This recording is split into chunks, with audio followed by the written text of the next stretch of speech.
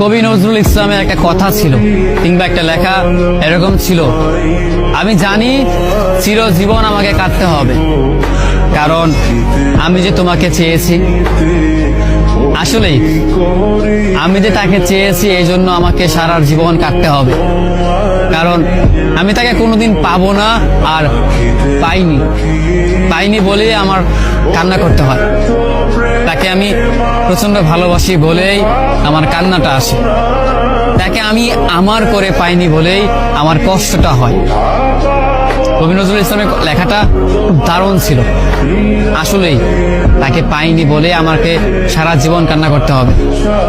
যদি সে আমার এই ভালোবাসাটা বুঝতো, আমার এই অসীম ভালোবাসাটা বুঝে আমাকে একটু বলতো যে আমি অন্যদের মতো কখনোই তোমাকে ছেড়ে যাব না, তাহলে বিশ্বাস করুন পৃথিবীতে হয়তো আমার চাই